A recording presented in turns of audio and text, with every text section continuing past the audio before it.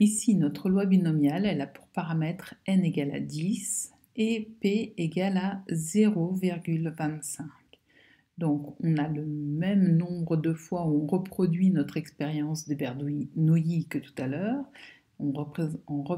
On répète cette expérience 10 fois et à chaque fois, on a une probabilité de succès qui est égale à 0,25 et une probabilité d'échec, donc, qui est égale à 1 moins 0,25, c'est-à-dire 0,75.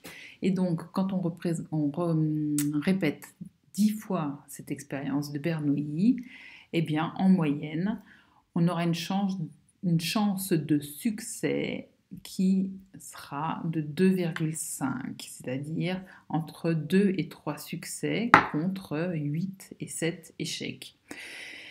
Et on voit que l'histogramme, les rectangles qui sont représentés, ils sont plus vers la gauche que tout à l'heure quand on avait une représentation de la loi de probabilité d'une loi binomiale de paramètres n égale 10 et p égale 0,45. Donc, pour les lois binomiales, on verra qu'en fait, la probabilité, elle se rapproche souvent,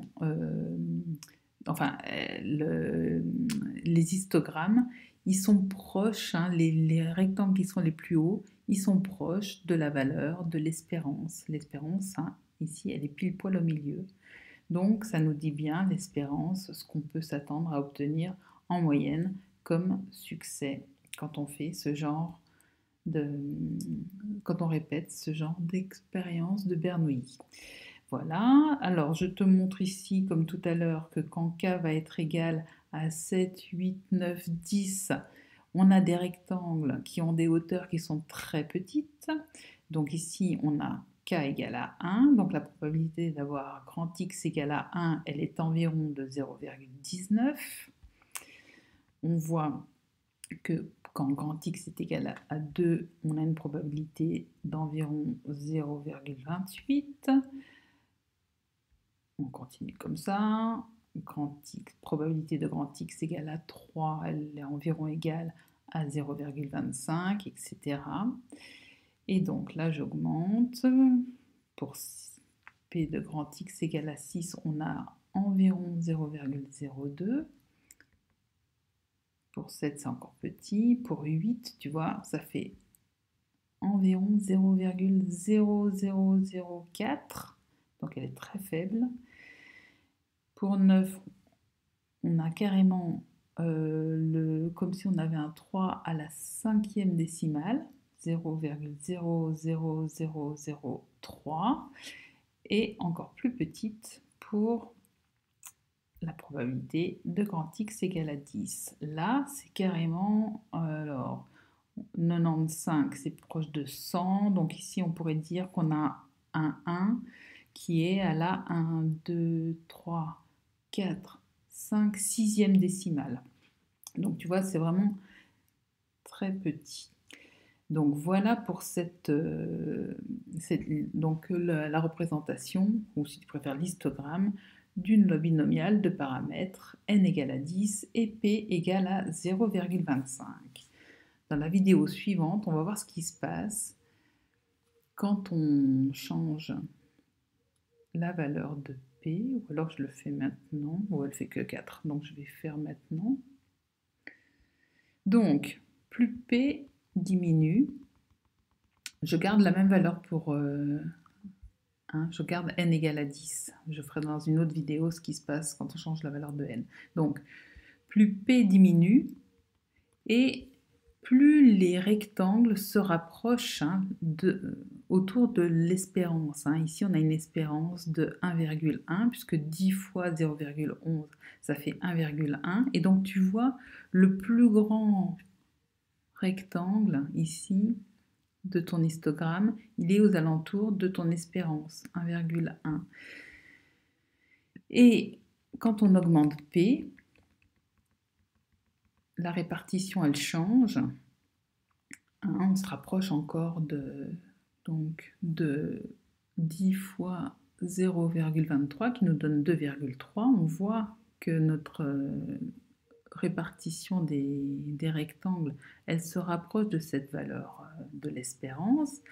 Et par exemple, tu vas voir que si je mets P égale à 0,5, on va avoir une distribution, un histogramme qui va être symétrique cette fois-ci. Alors, P égale à 0,5, on y arrive. Voilà. Eh bien, en fait, on a une distribution qui est symétrique. Tu peux voir, si je fais bouger ici la valeur de K, donc, par exemple, on va mettre d'abord, tu vas voir, pour K égale à 5, donc on a cette probabilité-là.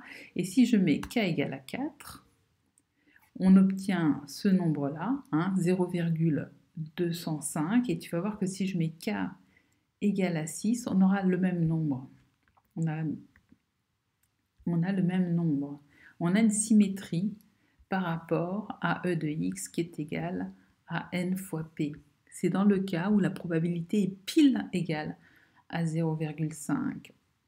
Si on a une probabilité qui est égale à 0,51, tu vas voir qu'on n'aura plus, ou 0,52, on n'aura plus cette symétrie.